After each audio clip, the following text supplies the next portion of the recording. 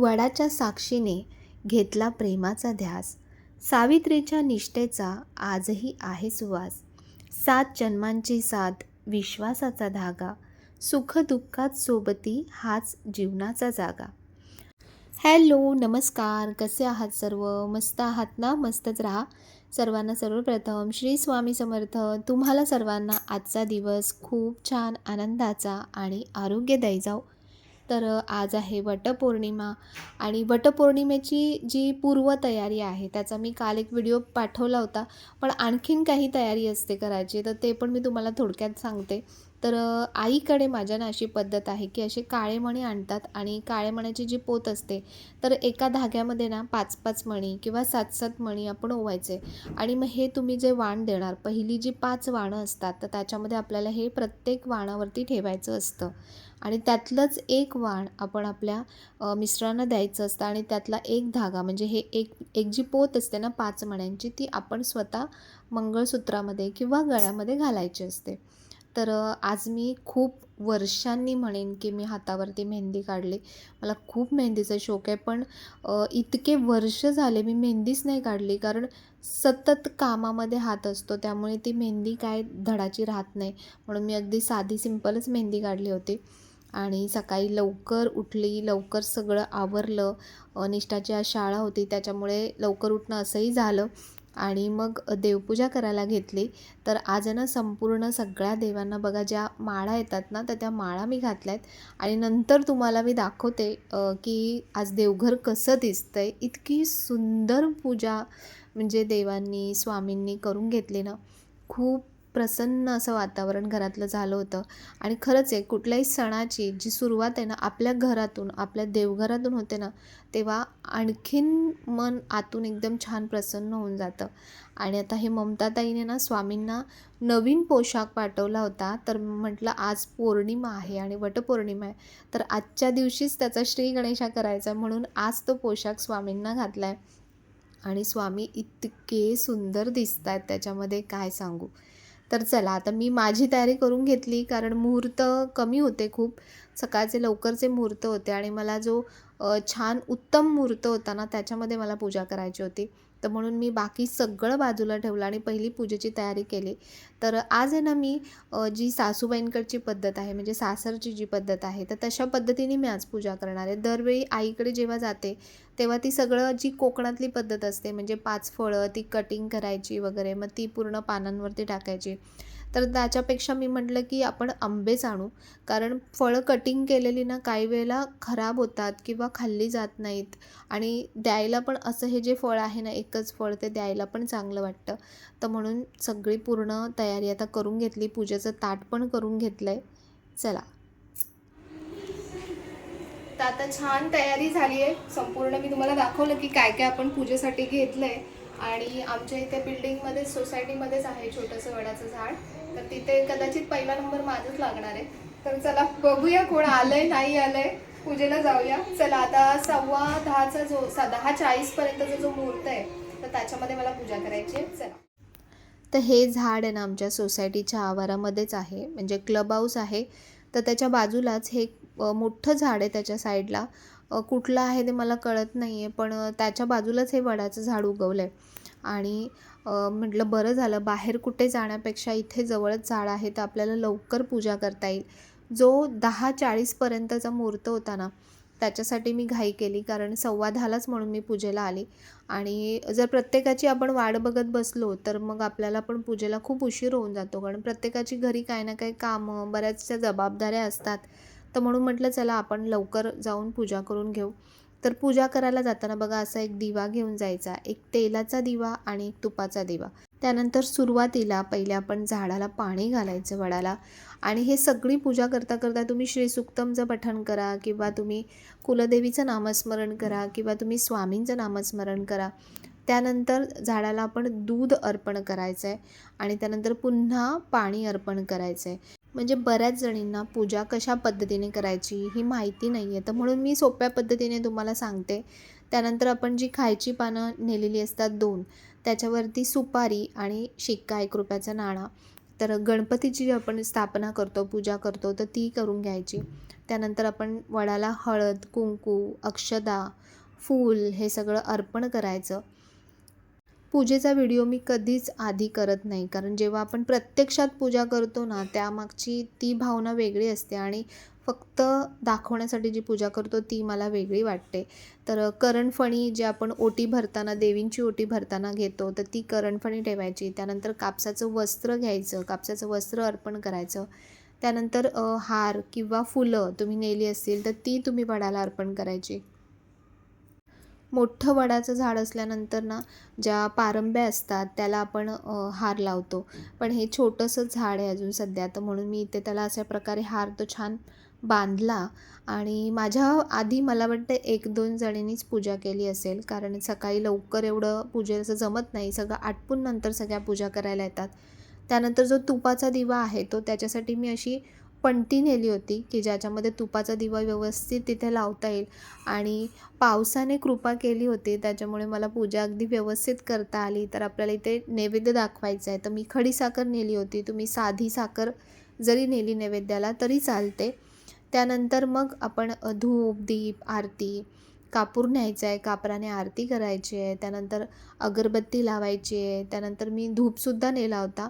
जो वाटी धूप असतो ना, तो पण नेला होता. तर तो पण तिथे बाजूला लावला होता धूप. त्यामुळे आणखीन तिथलं जे वातावरण आहे ना, ते आणखीन छान असं प्रसन्न होऊन जातं.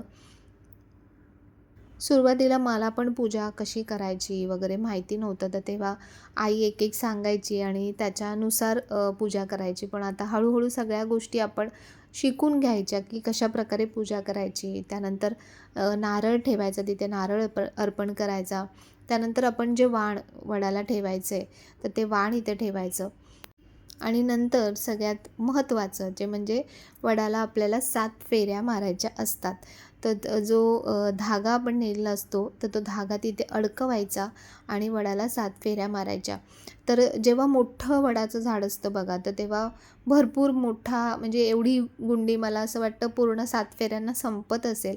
पण इथे झाड आपलं छोटंसं आहे, तर त्यामुळे थोडासाच इथे धागा लागला. पण जेव्हा आपण फेऱ्या मारतो किंवा जेव्हा आपण पूजा करतो ना, तर तेव्हा तुम्ही श्री सुक्तमचं पठण मनातल्या मनात करा किंवा तुम्ही पुस्तक घेऊन जा आणि त्याचं वाचन करा. कारण खूप प्रभावशाली असतं ते जेव्हा आपण फेऱ्या मारताना श्री सुक्तमचं पठण करतो. जेव्हा भरपूर बायका असतात ना, तर तेव्हा फेऱ्या मारायला खूप छान वाटतं. म्हणजे सगळ्या हातामध्ये धागा घेऊन जेव्हा फेऱ्या मारतात, तर खूप मस्त वाटतं ते बघायलासुद्धा. तर आता माझ्या 7 फेऱ्या घालून झाल्या आणि जी आपली धाग्याची जी गुंडी असते ना, ती तिथेच अडकवून ठेवायची. तर आज ह्यांनीसुद्धा माझ्यासाठी सुट्टी घेतली होती आणि हीच म्हणजे हेच माझ्यासाठी सगळ्यात मोठं गिफ्ट असेल, की ज्यांच्यासाठी आपण ही गोष्ट करतोय, त्यांना जर त्या गोष्टीची तेवढी व्हॅल्यू वाटते ना, तर त्याच्यापेक्षा मोठी गोष्ट ही काहीच नाही आहे. तर म्हणून त्यांच्या दीर्घ आयुष्यासाठी, त्यांच्यावरती असलेल्या प्रेम आणि विश्वासासाठी आपण हे जे व्रतवैकल्य असतात, तर ते आपण करत असतो. तर पहिले मला वाटलं, की आता मी म्हणजे वाण कोणाला देऊ? कारण एवढ्या मी लवकर आली, कोणच नव्हतं तिथे. आणि तुम्ही बघा, की स्वामी कुठलीच गोष्ट म्हणजे बाकी ठेवत नाही. जे पण आहे ना इच्छा मनात, ती नक्कीच पूर्ण करतात. आणि मी पूजा करेपर्यंत म्हणजे तिथे पहिले 3 बायका आल्या, त्यानंतर 2 बायका आल्या. म्हणजे म्हणजे 5 जी वाणं द्यायची असतात, तर ती माझी जी इच्छा होती 5 वाणं इथेच द्यायची वडाच्या झाडाच्या समोर, तर ती स्वामींनी अगदी पूर्ण केली.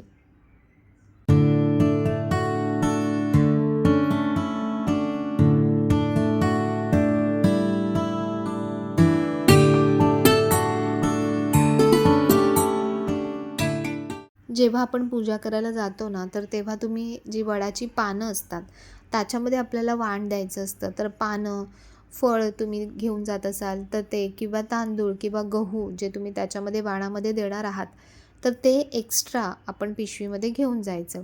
तर मी 7-8 फळं किंवा असं घेऊन गेली होती. त्यामुळे तिथे जेवढ्या पण म्हणजे बायका वगैरे असतील, तर त्यांना आपल्याला सवाशीण म्हणून आपल्याला त्यांना ते वाण द्यायचं असतं.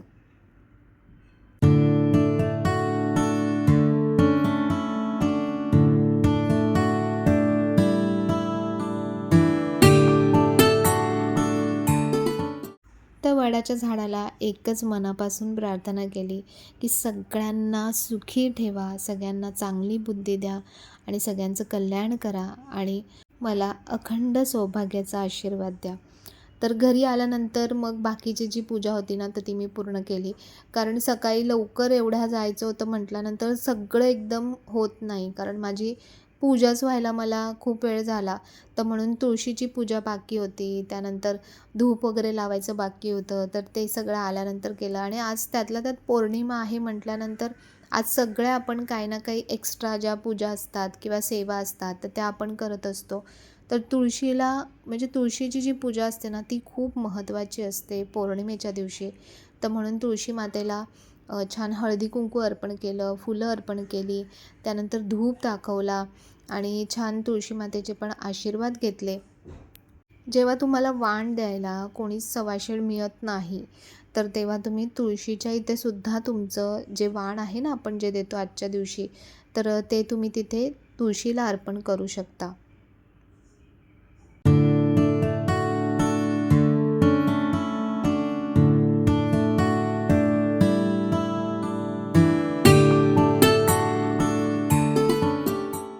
तर आईकडची जी पद्धत आहे ती म्हणजे की 5 फळं वाणामध्ये द्यायची. तर ती मी 5 फळाचं जे वाण आहे ना, तर ते देवाकडे ठेवलं. म्हणजे फळं कापून ठेवण्यापेक्षा मी म्हटलं की 5 जी फळं आहेत ती अख्खी फळांचं वाण आपण देवाकडे ठेवूया. तर देवाकडे आपल्याला वाण ठेवायचं आहे. त्यानंतर मग मी देवीची पूजा करून घेतली. तर बघा ज्यांना माहिती नसेल, जे नवीन आहेत, तर त्यांच्यासाठी मी दाखवलं की कशाप्रकारे मी पूजा करते. आणि तसं तर प्रत्येक भागाभागामध्ये ना खूप वेगवेगळ्या पद्धतीने पूजा केली जाते. जसं माझ्या आईकडे कोकणामध्ये वेगळी पद्धत आहे आणि मिस्टरांकडे म्हणजे खानदेशामध्ये वेगळी पद्धत आहे. तर तुमच्याकडे जशी पद्धत असेल ना, तशा प्रकारे तुम्ही ती पूजा करत चला. तर आज स्वामी बघा कसे दिसत आहेत, किती सुंदर दिसत आहेत. म्हणजे जो पोशाख घातला आहे ना त्यांनी, तर अगदी श्रीकृष्णांचं जसं विष्णूंचं, भगवान विष्णूंचं जसं रूप असतं ना, तसं स्वामींचं रूप दिसतंय. आणि त्यानंतर आज ह्यांना मग वाण दिलं. मी मुद्दामून ह्यांना म्हटलं होतं की सुट्टी घ्या, कारण मला चांगलं वाटतं की त्यांच्यासाठी आपण हे सगळं करतोय ना, तर ते घरात असतात ना, तर आणखीन चांगलं वाटतं. आणि आजपर्यंत इथपर्यंत मी जे आली ना, ते खरंच त्यांच्या साथीमुळे किंवा आम्ही दोघं पण जे इथपर्यंत आलो, ते एकमेकांच्या साथीमुळे, एकमेकांचा असलेला विश्वास, आदर, प्रेम ह्याच्यामुळेच इथपर्यंत आलो. तर म्हणून ते घरी असले ना, की मला पण बरं वाटतं, की म्हणजे सणासारखं वाटतं, की फक्त करायचं म्हणून केलं असं नाही आहे. त्यानंतर जी मण्यांची पोत ओली होती, तर ती त्यांना जेव्हा मी वाण दिलं ना, त्याच्यामध्ये जी ठेवलेली असते ना, ती आपण आपलं जे मंगळसूत्र असतं, तर त्याला बांधायची असते. तर हे तुम्ही वडाच्या झाडाच्या इथे सुद्धा बांधू शकता किंवा घरी आल्यावरती सुद्धा तुम्ही बांधू शकता. तर अशा प्रकारे जी वडाची पूजा आहे, वटपौर्णिमेची पूजा आहे, ती माझी झालेली आहे.